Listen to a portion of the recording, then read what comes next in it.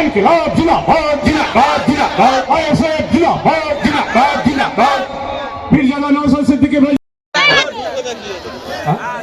মোশাররফ লস্কর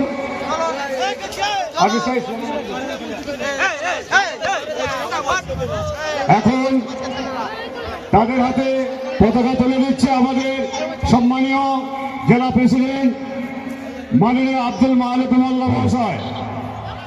ইনকিলাব ইনকিলাব জিন্দাবাদ জিন্দাবাদ ইনকিলাব জিন্দাবাদ জিন্দাবাদ জিন্দাবাদ আইএসএফ জিন্দাবাদ জিন্দাবাদ জিন্দাবাদ আইএসএফ জিন্দাবাদ জিন্দাবাদ জিন্দাবাদ ইনকিলাব জিন্দাবাদ জিন্দাবাদ জিন্দাবাদ দেখে যা মমতা আইএসএফ তারপরে দেখলাম কি নির্বাচন কমিশন যখন বলল যে এসআইআর এর জন্য কর্মী লাগবে, রাজ্য সরকার দিয়ে দিলেন 90,000-এর উপরে। ইয়ারও সাহেব যারা আছে এলাকায় খোঁজ নিয়ে দেখবেন, হয় কোনো না কোনো স্কুলের মাস্টার, কোনো না কোনো রাজ্য সরকারের যে কোনো দপ্তরের অফিসার। তাহলে যত ইয়ারও আছে সব রাজ্য সরকারের, যত বিএলও আছে অর্থাৎ বাড়ি বাড়ি গিয়ে যারা ভোটার লিস্টের কাজ করছে তারাও রাজ্য সরকারের। একমাত্র মাইক্রো অবজারভার এবং সিও দপ্তরে যারা আছে এই জাতীয় কিছু অফিসার সেন্ট্রাল গভর্নমেন্টের।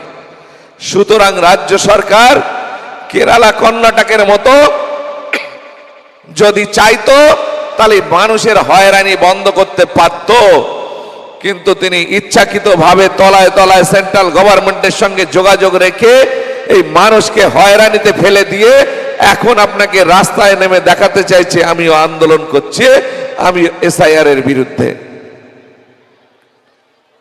এসআইআর এর মধ্যে যে হয়রানি হচ্ছে সেটাকে বন্ধ করতে হবে। অহেতুক মানুষকে হেনস্থা করার চেষ্টা হচ্ছে, প্রতিনিয়ত নোটিফিকেশন চেঞ্জ হচ্ছে। প্রথমে বলা হচ্ছে মাধ্যমিকের কাগজ কার্যকরী হবে, একদিন পরে বলা হচ্ছে না মাধ্যমিকের সার্টিফিকেট অ্যাডমিট কার্যকরী হবে না।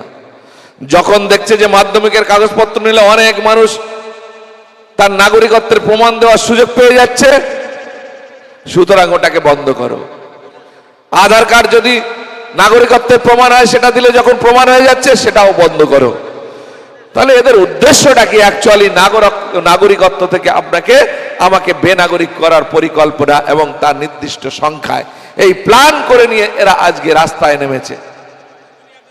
সেই কারণে আমি সবার কাছে অনুরোধ করব,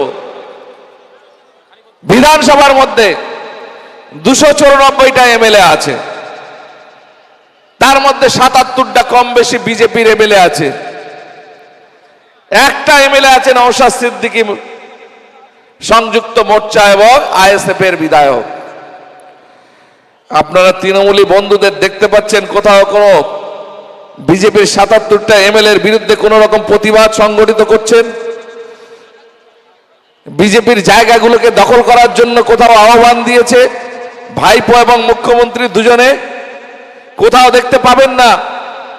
একমাত্র বিধায়ক নওশাদ সিদ্দিকীকে কিভাবে হারানো যাবে তার বিরুদ্ধে প্রতিনিয়ত চক্রান্ত তৈরি করছে, তার এলাকাতে প্রতিনিয়ত গুন্ডা মস্তানদের দিয়ে সংগঠিত করছে আক্রমণ, শাসক দলের প্রশাসনকে দিয়ে বিভিন্ন রকম অত্যাচার করা হচ্ছে, অমানবিক অত্যাচার করা হচ্ছে, কেস দেওয়া হচ্ছে, সাধারণ কর্মীদেরকে জেল খাটানোর চেষ্টা করা হচ্ছে, এবং একমাত্র ভাঙড় যেখানে দখল করার জন্য অবজারভার নিয়োগ করা হয়েছে। আপনারা এগুলো যদি উপলব্ধি না করতে পারেন, কেন আইএসএফ এর বিধায়কের প্রতি এত আক্রোশ, কেন নওশাদ সিদ্দিকীর উপরে এত রাগ? কারণ হচ্ছে নওশাদ সিদ্দিকী আমার আপনার মতো সাধারণ গরিব মানুষের চোখ খুলে দিচ্ছে, তার প্রয়োজন, তার অধিকার গুলোকে তাকে বুঝিয়ে দিচ্ছে, তাকে সচেতন করছে। তার সাংবিধানিক অধিকার,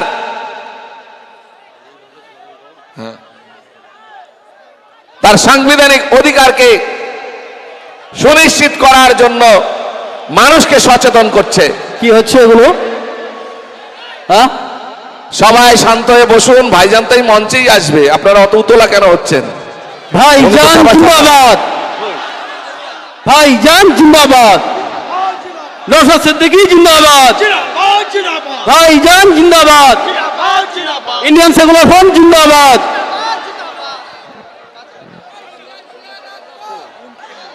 ইনকলাব জিন্দাবাদ, ইনকলাব জিন্দাবাদ, আইএসএফ জিন্দাবাদ, নওশাদ সিদ্দিকী জিন্দাবাদ, ইনকিলাব জিন্দাবাদ। তার কোনো অভাব ছিল না, কিন্তু আজকে পশ্চিমবঙ্গের আপামর জনসাধারণের জন্য আমাদের চেয়ারম্যান নওশাদ সিদ্দিকী দিন রাত এক করে সংখ্যালঘুদের জন্য লড়ছে, দলিত আদিবাসীদের জন্য লড়ছে। আপনারা জানেন বারবারই এই সরকার ওয়াকাফ থেকে শুরু করে এসআইআর থেকে শুরু করে বিভিন্নভাবে আমাদেরকে পিছিয়ে রেখেছে এবং আমাদের ওয়াকাফ প্রপার্টিগুলোকে অকুপাইড করার চেষ্টা করছে।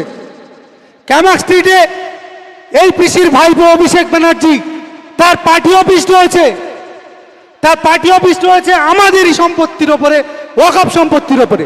আমরা আজকের দিনে এখান থেকে প্রতিজ্ঞাবদ্ধ হতে চাই, আগামী 21শে জানুয়ারি আমরা কলকাতার শহীদ মিনারে যাব এবং সেখান থেকে এই ভাইপোর ক্যামাক স্ট্রিটের পার্টি অফিসটা আমরা ছিনিয়ে নেব। রাজি আছেন তো? রাজি আছেন?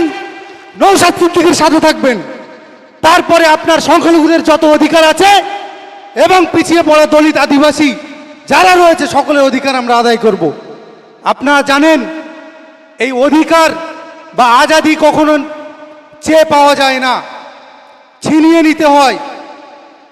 প্রিয়াকে আমার কেড়েছিস তোরা, ভেঙেছিস ঘর বাড়ি, সে কথা কি আমি জীবনে মরণে কখনো ভুলিতে পারি? আমরা আগামী 26শে জবাব দেব, মমতা বন্দ্যোপাধ্যায়কে জবাব দেব, কড়াই গন্ডায় জবাব দেব। এই বাসন্তীর মাটি বিপ্লবের মাটি, এই বাসন্তীর মাটি চেতনার মাটি, এই মাটি থেকে আওয়াজ উঠবে। আগামী দিনে মমতা বন্দ্যোপাধ্যায়ের নবান্ন কেঁপে উঠবে। ধন্যবাদ জানাই। আপনারা সাথে থাকবেন, নওশাদ সিদ্দিকী সাহেবের সাথে থাকবেন এবং বাসন্তী ব্লক সকল নেতৃত্বের সাথে থাকবেন। সকলকে আবারও সংগ্রামী অভিনন্দন দিয়ে আমি আমার সংক্ষিপ্ত কথা শেষ করছি। ধন্যবাদ। ধন্যবাদ, ধন্যবাদ।